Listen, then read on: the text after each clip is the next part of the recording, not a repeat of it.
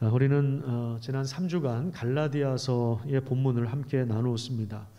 핵심은 그것입니다. 인간의 구원은 인간의 행위나 외적인 조건에 있는 것이 아니라 오직 예수 그리스도를 통한 하나님의 은혜와 능력에 있다는 사실입니다. 특별히 갈라디아서 2장 16절은 갈라디아서 전체의 핵심이 무엇인가를 잘 요약해주는 말씀입니다. 사람이 의롭게 되는 것은 율법의 행위로 말미암음이 아니요 오직 예수 그리스도를 믿음으로 말미암은 줄 알므로 우리도 그리스도 예수를 믿나니 이는 우리가 율법의 행위로서가 아니고 그리스도를 믿음으로써 의롭다함을 얻으려 함이라. 율법의 행위로서는 의롭다함을 얻을 육체가 없느니라. 여기 믿음으로 믿나니 믿음으로써 우리가 이 믿음으로 구원을 받는다라고 하는 이 말, 이것은 인간의 행위와 조건을 배제하는 단어라고 할 수 있습니다. 믿음이라고 하는 단어는 하나님께서 예수 그리스도를 통해서 이루신 놀라운 그 구원의 은혜를 받아들이는 것을 말합니다. 그런데 이 믿음은 그냥 받아들이고 끝나는 것이 아니라 믿음으로 받아들이고 나면 어떤 현상이 일어나냐면 그 믿음의 대상이신 하나님과 새로운 관계 형성이 이루어집니다. 믿음이라고 하는 단어는 우리말로 신뢰라고 하는 의미가 포함되어 있습니다. 신뢰라고 하는 말은 관계를 형성하는 토대가 되는 것입니다. 누군가와 사업을 같이 하거나 누군가와 우정을 나누거나 누군가와 이제 인생을 함께 살기로 약속을 할 때 거기에는 반드시 신뢰가 있어야 하는 것입니다. 그런 것처럼 우리가 하나님을 믿는다라고 했을 때 그 믿음이라고 하는 것은 우리 믿음의 대상이신 하나님과의 새로운 관계 형성이 이루어지는데 그 안에는 이 신뢰가 반드시 포함되어 있고, 그래서 하나님을 알면 알수록 이 신뢰하는 마음이 점점 더 깊어져 가는 것을 의미합니다. 기본적으로 우리 인간 사이에서도 신뢰가 없으면 관계 형성은 불가능하겠죠. 우리가 믿음을 가질 수 있는 이유는 내가 공부하고 내가 연구해서 이제 믿기로 결단합니다, 이것이 아니라 하나님께서 신실하시기 때문에, 믿을 만한 분이기 때문에 믿음을 가질 수 있는 것입니다. 그래서 우리가 믿음을 갖고 있다면, 우리가 하나님에 대한 믿음을 갖고 있다면 우리 믿음의 대상이신 우리 하나님이 신실한 분이심을 증명하는 것입니다. 그래서 우리가 믿음으로 의롭게 된다고 했을 때 우리가 의롭게 되는 것은 내가 잘나서도 아니고 내가 어떤 일에 열심을 내서도 아니고 내가 열심히 예배를 드렸더니 내가 열심히 봉사를 했더니 내가 가난한 이웃을 도와주었더니 그래서 내가 스스로 의로워지는 것이 아니라 내가 하나님과 올바른 관계를 맺었기 때문에 하나님께서 우리를 의롭다고 여겨주시는 것입니다. 근데 하나님과 올바른 관계를 맺는 그 길은 믿음이에요. 하나님이 행하신 일들을 받아들이는 믿음입니다. 하나님은 우리를 그리스도 안에서 의롭다고 인정해 주실 뿐만 아니라 하나님과의 새로운 관계성 안에서 하나님을 닮아가게 하시고 하나님의 성품에 참여하게 하십니다. 그래서 타락 이전에, 죄를 짓기 이전에 아담이 가졌던 그 경건함을 회복시키십니다. 이것을 성화라고 합니다. 우리를 의롭다고 인정해 주실 뿐만 아니라 우리가 하나님의 자녀라고 선언하실 뿐만 아니라 실제로 의로운 존재가 되게 하시는 거예요. 자, 이것을 아주 드라마틱한 방식으로 보여주는 책이 바로 출애굽기입니다. 그래서 오늘부터 우리는 이제 10월 마지막 주까지 출애굽기를 통해서 이스라엘 백성들을 구원하신 그 방식과 목적이 무엇인가를 확인할 예정입니다. 우리가 올해 초에 봄에 3월쯤에 우리가 출애굽기 1장부터 14장까지를 다루었습니다. 그래서 오늘부터는 15장부터 쭉 40장까지 10월 말까지 다루어갈 예정입니다. 여러분, 우선 출애굽기 하면 여러분들이 제일 먼저 떠오르는 장면이 무엇입니까? 하나님께서 애굽이라고 하는 제국을 심판하기 위하여 10가지 재앙을 내리시고 그리고 추격하는 그 군대를 피해서 이스라엘 백성들이 홍해를 무사히 건너도록 하시고 그 다음에 애굽의 군대를 바다에서 완전히 수장시켜서 이스라엘을 구원하신 그 홍해 사건을 아마 떠올리실 것입니다. 출애굽기 15장을 한번 보도록 하겠습니다. 출애굽기 15장 출애굽기 15장은 이 출애굽 사건에 대한 생생함이 아직 남아 있을 때 모세와 백성들 그리고 미리암과 여인들이 하나님을 노래하고 찬양하는 장면이 담겨 있습니다. 자, 하나님이 행하신 일들을 인정하고 하나님을 높여드리는 이것이 바로 찬양이죠. 그 찬양이 바로 예배입니다. 그래서 예배는 우리가 보는 게 아니에요. 예배 보러 간다 이게 아닙니다. 예배는 하나님께 드리는 거예요. 하나님이 행하신 일들을 인정하고 하나님께 드리는 것입니다. 그래서 이 15장의 모세의 노래라고 제목이 나와 있는데 하나님이 이스라엘 백성들을 구원하신 그 감격을 노래로 만들어서 그래서 백성들이 함께 하나님을 기억하고 그 행하신 일들을 후손에게 전하는 믿음의 행동, 이것이 바로 여기 15장에 나와 있는 내용입니다. 15장 전반부에는 하나님께서 이스라엘 백성들을 위기 속에서 구원하셨을 때 능력을 동원하셨다는 이야기가 나옵니다. 그 능력이 얼마나 위대한가를 이야기하고 있습니다. 그 다음에 후반부에는 13절에 보시면 구원하신 백성, 하나님이 능력으로 구원하신 백성을 인도하셔서 거룩한 처소에 들어가게 하시는 하나님을 찬양하는 내용이 나와 있습니다. 하나님은 우리를 구원하신 다음에 야 이제 내가 할 만큼 했으니까 너 이제 알아서 살아라 이렇게 하시는 분이 아니라 구원하신 자신의 백성들을 인도하시는 분이십니다. 우리도 마찬가지예요. 예수님을 믿고 나서 끝이 아니라 성령 하나님을 통하여 우리의 삶의 모든 길을 인도하시도록 역사하는 것과 동일한 원리입니다. 그런데 이스라엘 백성들은 마치 기억 상실증에 걸린 사람들처럼 하나님을 자주 잊어버립니다. 광야에서 물이 없어서 또는 고기를 먹지 못해서 이 먹고 마시는 문제 때문에 원망과 불평을 늘어놓습니다. 그것이 이제 15장 후반부 16장에 걸쳐서 나오죠. 우리와 똑같아요. 어쩌면 우리 모습과 똑같습니다. 하나님께서 우리를 구원하신 은혜가 얼마나 놀라운지 우리가 찬양하고 그 감격 때문에 하나님을 예배하고 하나님을 기뻐하는데 그런데 또 세상 속에서 살다 보면 먹고 마시는 문제 때문에 우리는 또 원망과 불평을 늘어놓을 때가 얼마나 많은지 모릅니다. 감사의 언어보다는 원망과 불평의 언어가 나올 때가 많습니다. 요즘에 이제 김창옥 교수의 강연을 가끔 듣는데 그런 표현을 하더라고요. 이것이 모국어다. 원래 원망과 불평의 언어가 우리의 모국어라는 거예요. 이게 인간관계를 깨트린다. 그래서 소통이 안 되게 만든다. 소통이 안 되면 고통을 가져온다. 이렇게 이야기를 합니다.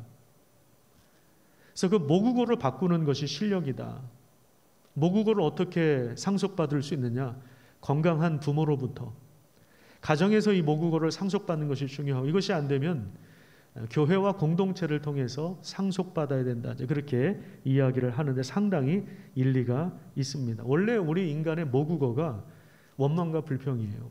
그런데 우리 하나님을 만나면 언어가 바뀝니다. 하나님이 행하신 일들을 인정하고 감사를 고백하는 이 모국어가 바뀌게 되는 것입니다. 여러분 사실 우리를 구원하신 하나님의 은혜가 얼마나 위대합니까? 우리 원래 죄 때문에 심판을 받을 수밖에 없고 영원한 지옥불에서 영원한 형벌을 받을 수밖에 없었던 하나님의 진노 아래 있었던 죄인입니다. 그런데 한번 생각해 보세요. 하나님 없이 살아가는 삶이 얼마나 무기력합니까? 얼마나 불행하고 얼마나 무력합니까? 영화 미나리에 보면요. 1980년대에 미국 이민자 가정이 큰 도시에서 살다가 아칸소라고 하는 시골 마을로 들어가서 농사 짓는 그러한 평범하지만 좀 특별한 이야기가 나옵니다. 남편은 큰 사업을, 큰 농장을 일구어서 가족의 생계를 책임지고 그동안에 대출받은 것이 많은 것을 다 갚고 또 아이들에게도 뭔가 그 아버지의 존재, 그것을 보여주기를 원합니다. 이 남편에게는 성공에 대한 욕구가 있는 것입니다. 근데 아내는요, 심장병이 있는 둘째 아들 때문에 큰 병원이 있는 대도시에서 살고 싶어 합니다. 자, 이 아내한테 있는 욕구가 무엇입니까? 안전에 대한 욕구입니다. 보통 우리 여성들은 안정감, 이거 굉장히 중요하게 생각하거든요. 남편과 아내가 다 가족을 사랑하지만 자기만의 방식으로 자기 의로움을 내세울 때 이것이 이제 충돌하고 거기에는 갈등과 분쟁이 일어납니다. 최근 통계상으로 보면요, 우울증 환자들이 2년 전보다 2배 이상 늘었다고 합니다. 문제는 요즘에 이제 우울증을 겪고 있는 그 사람들이 10대와 20대에서 급격하게 늘어나고 있다는 것입니다. 그래서 전문가가 분석하기를 10대 학생들은 대학 입시 때문이고 20대는 취업의 문턱이 너무 높아서 이미 취업하기도 전에, 사회 진출하기도 전에 이미 빚이 있다는 거예요. 그래서 그런 어려움, 열심히 공부하고 열심히 노력했지만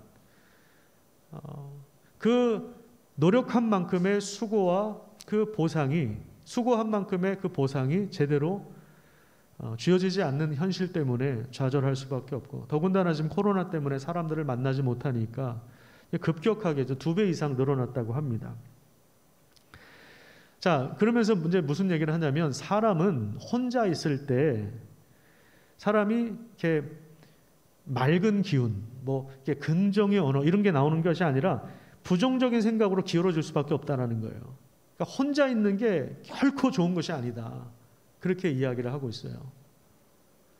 그러니까 성경에도 그렇잖아요. 창세에 보면 사람이 혼자 있는 것이 좋지 않다. 그래서 하나님께서 돕는 배필을 만들지 않으셨습니까? 하나님 없이 살아가는 삶은 결국에 우리 갈라디아서 5장에 나왔던 육체의 욕망 속에서 허우적거리다가 결국에 육체의 열매를 산출하고 그 죄에 대한 심판을 받을 수밖에 없는 그러한 삶이 예정되어 있는 것입니다. 하지만 하나님께서 예수 그리스도를 통해서 우리를 불러내시고 우리의 죄를 용서하시고 우리를 의롭게 하셨습니다. 그리스도 안에서 성령으로 빚어가시는 새로운 피조물이 되게 하셨습니다. 우리를 새롭게 날마다 빚으십니다. 하나님께서 은혜를 공급해 주셔서 우리의 생각, 우리의 마음들을 새롭게 하시는 거예요. 이것이 바로 하나님께서 우리를 구원하신 능력이고 우리의 길을 인도하시는 하나님의 섬세한 사랑이라고 할 수 있습니다. 여러분, 이것이 이 은혜가 얼마나 큰지 몰라요. 우리가 이것을 기억하기 위해서, 우리가 함께 이것을 기념하기 위하여, 이것을 축하하기 위해서 함께 모이는 거예요. 주일날 시간을 정해놓고 함께 모여서 예배를 드리는 것입니다. 그 11시일 수도 있고 10시일 수도 있고 교회가 9시 40분으로 정하면 그렇게 할 수도 있는 거예요. 시간 중요한 게 아니에요. 11시일 수도 있고 12시일 수도 있고 1시일 수도 있고 오전 8시일 수도 있어요. 그건 공동체가 정하면 되는 거예요. 정한 시간에 모이는 거죠. 그래서 하나님 앞에 우리의 믿음과 신앙을 고백하는 것입니다. 하나님을 찬양하는 거예요. 하나님이 행하신 일들, 하나님이 출애굽하신 그 놀라운 사건들을 우리가 다시 듣는 거예요. 그 구원의 사건이 예수 그리스도를 통해서 오늘 우리에게도 이루어졌기 때문에 그 능력을 우리가 기억하고 찬양하는 것입니다. 그런데 우리는 먹고 사는 일 때문에 감사보다는 원망과 불평을 늘어놓을 때가 얼마나 많은지 모릅니다. 지도자를 향해서, 때로는 자신의 배우자를 향해서, 자신의 부모님을 향해서 원망과 불평을 늘어놓습니다. 가만히 생각해 보면 그 책임을 다른 사람한테 계속 우리가 돌리고 있습니다. 누군가한테 계속 돌려요. 그런데 사실 그 화살은 누구를 향하고 있냐면 바로 신을 향하고 있는 것입니다. 신을 제대로 알지 못하니까 그 화살을 자기 배우자한테, 자기 자녀들한테, 자기 부모한테, 자기 환경에게 그 탓을 돌리고 있는 거죠. 출애굽기 16장 8절을 한번 보세요. 거기 보시면 원망과 불평을 하는 백성들을 향해서 모세가 무슨 말을 하냐면, 너희의 원망은 우리를 향한 것이 아니라 바로 하나님을 향한 것이다, 그렇게 이야기합니다. 자, 그런데요, 그럼에도 불구하고 하나님은 이스라엘 백성들의 불평을 들어주세요. 그걸 다 하나님은 받아들입니다. 그거를 다 받아들여요.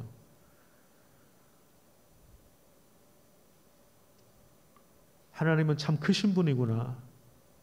하나님 참 크신 분이구나. 제가 최근에 이 채널을 돌리다가 요즘에 전원일기를 다시 하더라고요. 전원일기 아세요? 제가 아주 어렸을 때 참 재밌게 봤던 드라마인데 거기 그 양촌리 김 회장님, 그 마을 공동체의 어른 아닙니까? 그 최불암 배우, 그 김 회장, 그 소재, 제가 봤던 그 소재가 아주 10촌 이상 되는 먼 친척인데 와서 그냥 뭐 마을에 들어와서 외지인이 깽판을 치고 그러는데 그 김 회장님이 그걸 다 받아주는, 그걸 보면서 참 어른이구나, 어른이구나. 그 어른을 중심으로 그 마을의 질서와 평화가 유지되는 그런 걸 보면서 요새 우리의 문제는 어른이 없다는 거죠. 그죠? 학교에도 그렇고 교회도 그렇고 사회도 그렇고 어른들이 없는 거예요. 지도자가 없는 거예요. 그러니까 서로 막 고발하고 고소하고, 그죠? 뭐 지금 경선하는데 네거티브하고, 지금 우리 시대 정신에 맞는 좋은 정책을 개발해야 되는데 그걸 좀 연구해야 되는데 서로 그냥 흠집내기 바쁘고 무슨 틈이라도 있으면 그냥 막 이잡듯이 달려들고 어른이 없어요. 교계에도 그렇고 어른이 없어요. 큰 어른이 없습니다. 그러니까 중심이 잡히질 않으니까 계속 흔들리는 것 같아요. 근데 우리 하나님은 정말 크신 분이구나. 전원일기에 나오는 김 회장님보다 훨씬 더 크신 분이구나 라는 생각을 했습니다. 그 백성들의 원망을 다 받아들여요. 다 받아들여요. 그리고 그들을 치유하시고 그들을 회복하십니다. 광야에서 물을 주세요. 반석에서 물을 내시기도 하고, 그리고 이마트도 없는 그 광야에서, 시장도 없고 마트도 없는 그곳에서 만나와 메추라기를 통해서 그들의 필요를 채워주시는 그러한 하나님을 만나게 됩니다. 그래서 16장 35절에 보시면요, 무려 40년 동안 하나님은 광야에서 일용할 양식을 제공해 주셨습니다. 하나님은 이스라엘 백성들을 구원하실 뿐만 아니라, 그러니까 애굽의 바로 왕의 압제에서 구원하실 뿐만 아니라 그들의 길을 인도하시고 그들의 삶의 길에서 필요한 것을 채워주시는 분이심을 여러분 꼭 기억하시기를 간절히 축복합니다.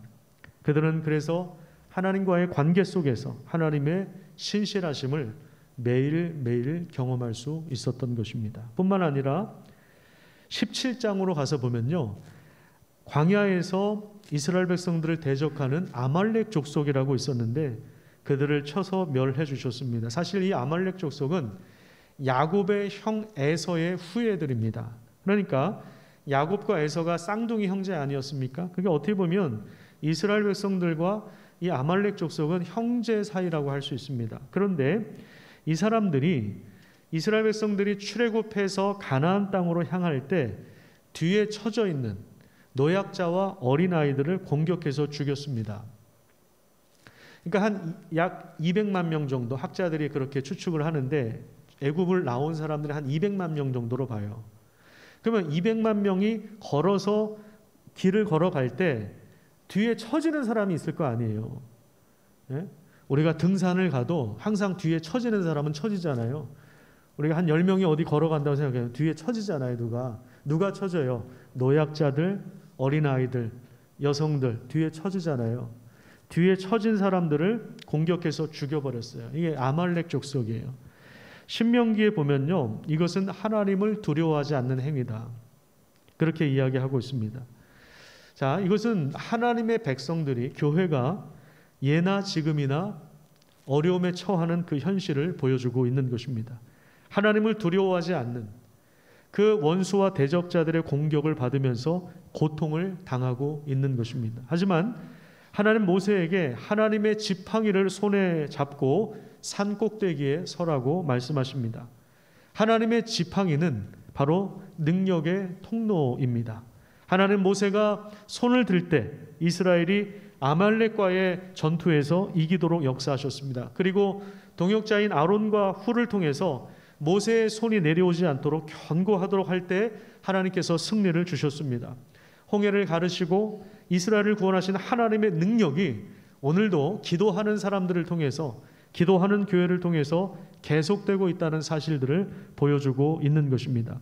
하나님은 자신의 백성을 대적하는 세력과 직접 싸우심으로 하나님의 주권과 하나님의 통치의 영역을 확장시키고 하나님 원망하고 돌 던지고 뭐 이런 것들도 있었을 거고, 근데 하나님께서 반석을 터치시고 물을 공급해 주시고 만나를 공급해 주시고 또 17장에 아말렉을 쳐서 승리를 주신 이 모든 일들에 대하여, 하나님이 행하신 모든 일들에 대하여 장인에게 그 이야기를 전해주는 것입니다. 자, 그런데 이 하나님이 행하신 일들을 들을 때 이 장인의 반응이 어떠했는가? 9절과 10절에 나옵니다. 자, 이 장인 어른의 반응이 어땠습니까?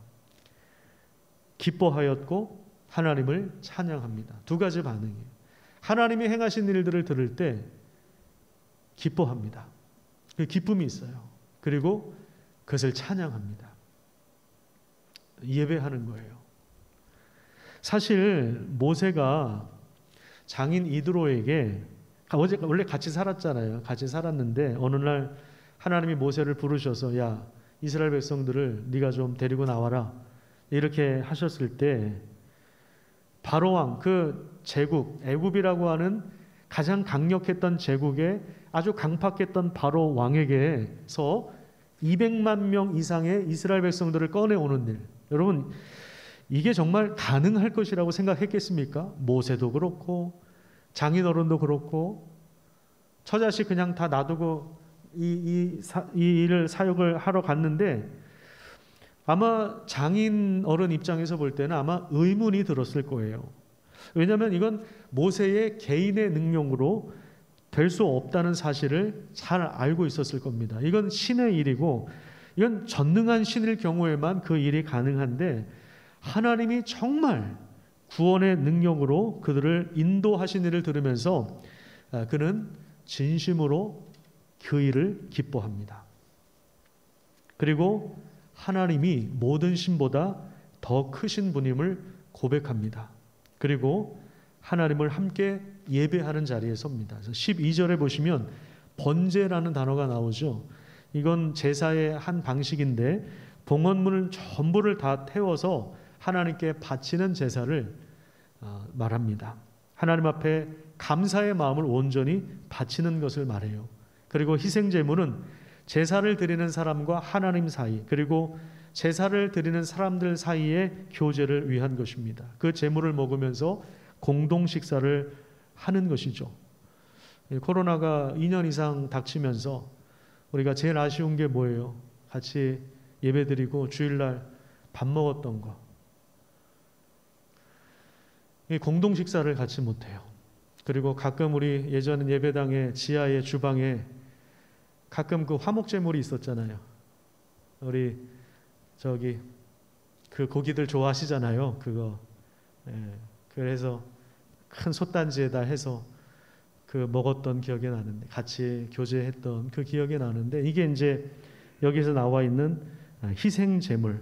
이것이 이제 제사를 드리는 사람들이 함께 그 나중에 제물을 먹으면서 공동 식사를 하는 거예요. 그러니까 하나님 때문에 하나님과의 관계가 새로워진 사람들이 그 기쁨을 함께 나누는 거예요. 이게 바로 성도의 교제입니다. 성도의 교제. 그러니까 여러분 기억하세요. 성도의 교제는 나랑 친한 사람, 나랑 좀 스타일이 맞는 사람, 나랑 좀 말이 통하는 사람, 아니면 내 고향 사람, 이런 사람들하고 끼리끼리 모여서 그냥 같이 밥 먹고 수다 떨고 친하게 지내는, 이게 성도의 교제가 아니에요. 성도의 교제는요, 하나님과의 관계가 새롭게 된 사람들이 하나님이 행하신 일들을 함께 기뻐하고 그것을 함께 나누고 그것을 함께 찬양하고 그 기쁨을 함께 나누는 교제, 이게 이제 성도의 교제인 거예요. 그게 성도의 교제인 거예요. 그럴 때 성도의 교제에 뭐가 있냐면 힘이 주어지는 거예요. 그게 격려가 됩니다. 저도 이 목사들과의 교제를 할 때 정말 하나님이 행하신 일들을 같이 나누고, 때로는 슬픔도 나누고, 때로는 실패한 것도 나누고, 뭐 사역의 이야기가 얼마나 많겠어요. 그 진정한 교제 가운데 거기에 하나님이 주시는 격려가 있고 위로가 있는, 이게 이제 바로 성도의 교제예요. 우리가 사도신경을 통해서도 성도의 교제를 믿으며 이렇게 이야기하잖아요. 여기 이제 12절에 나온 것이 하나님을 향한 예배이면서 동시에 성도의 교제인 것입니다. 이드로는 이방인이기 때문에 또 하나님이 출애굽하시는 과정에서 직접 그걸 경험하지 않았어요. 그걸 직접 보지 않았어요. 그런데 하나님이 행하신 일을 그냥 들었습니다.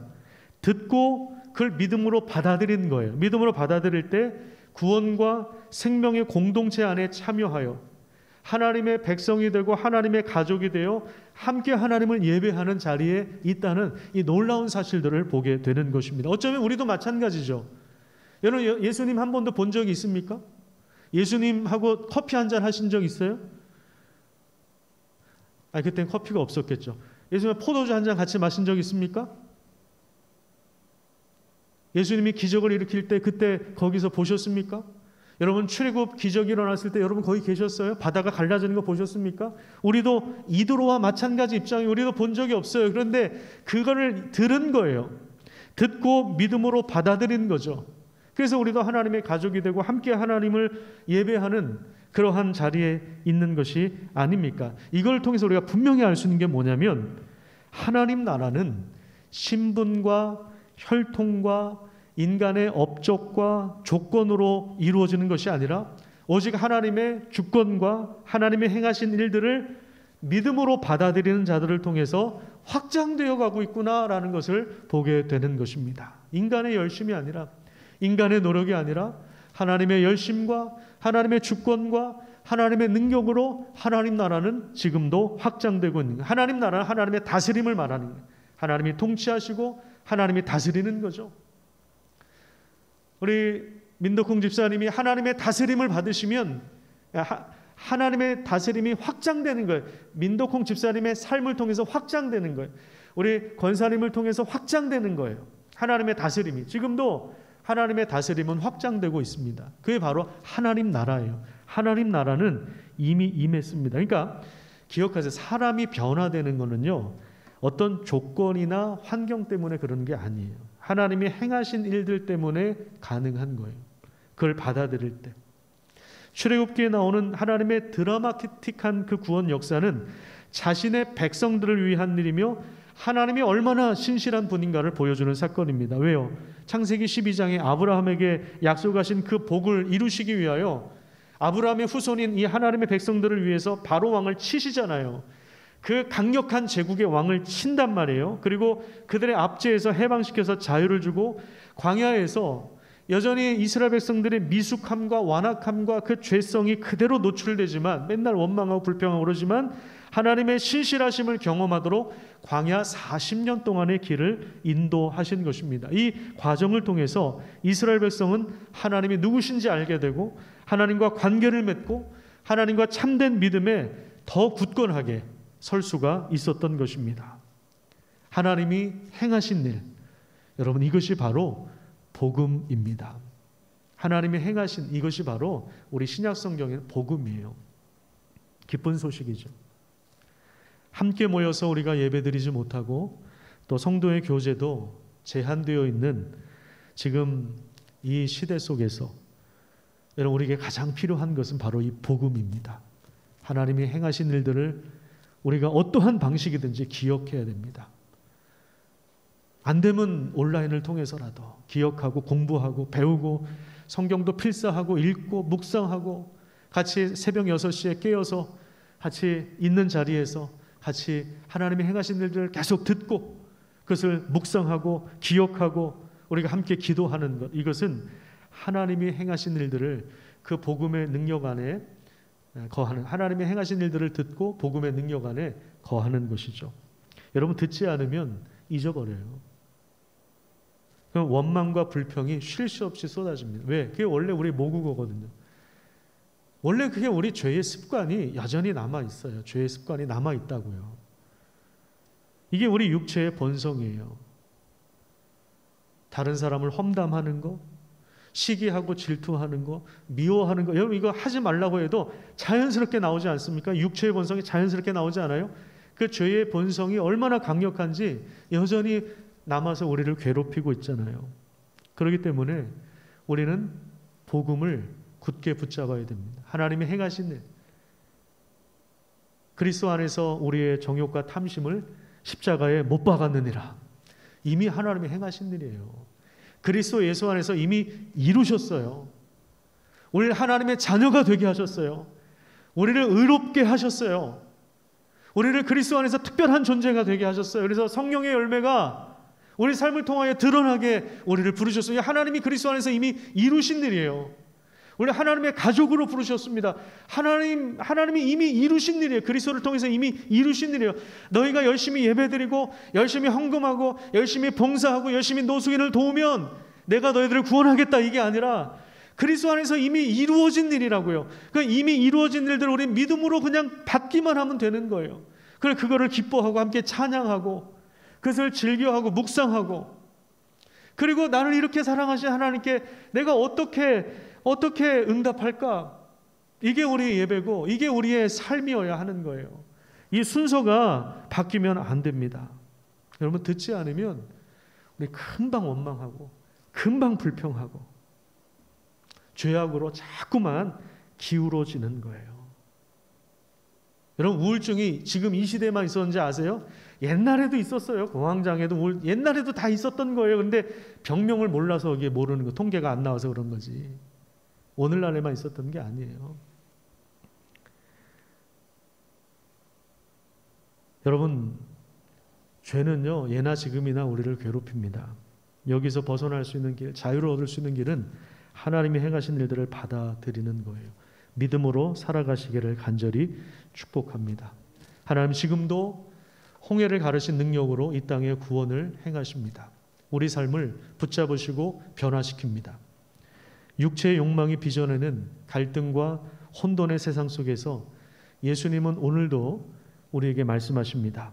요한복음 4장 14절에 나온 것처럼 그 목말랐던 여인, 남편을 5명이나 바꾸고 여섯 번째 정식 남편이 아닌 사람들과 그 남자와 살았던 그 여인에게 예수님께서 하신 말씀이죠.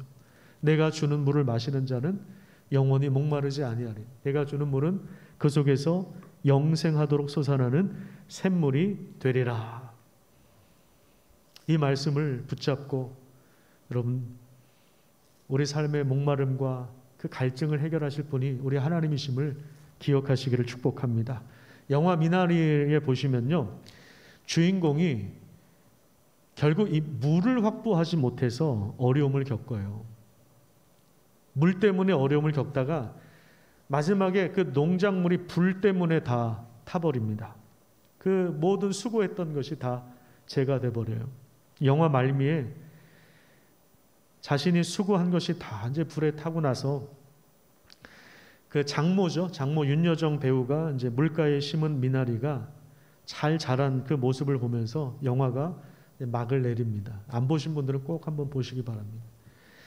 미나리에 대해서 한국에서 미나리 씨를 가지고 이제 미국에 가서 그 물가에다 이제 심었는데 윤여정이 미나리에 대해서 윤여정 배우가 이렇게 이야기하는 장면이 나옵니다. 미나리는 얼마나 좋은 건데, 미나리는 잡초처럼 아무 데서나 막 자라니까 누구든지 다 뽑아 먹을 수 있어. 부자든 가난한 사람이든 다 뽑아 먹고 건강해질 수 있어. 미나리는 김치에도 넣어 먹고 찌개도 넣어 먹고 국에도 넣어 먹고, 미나리는 아플 때는 약도 되고, 미나리는 원더풀이란다. 복음도 마찬가지입니다. 부자에게도 가난한 사람에게도 전파됩니다. 하나님이 행하신 이 복음은 유대인에게도 이방인에게도 적용되는 것입니다. 시냇가에 심은 나무처럼 철따라 열매를 맺는 것입니다. 그래서 원더풀입니다. 아주 원더풀입니다.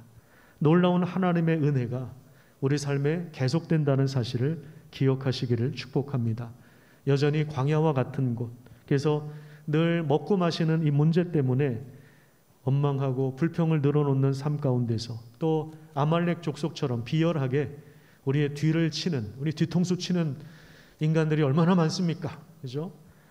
그 대적자들로 인해서 괴로워하는 세상 속에서 하나님은 여전히 그 구원의 능력과 은혜를 베풀어 주십니다. 그 능력을 신뢰하면서 하나님과 온전한 관계를 맺고 그 믿음으로 더 깊어지는 이 복된 가을을 누리시기를 축복합니다.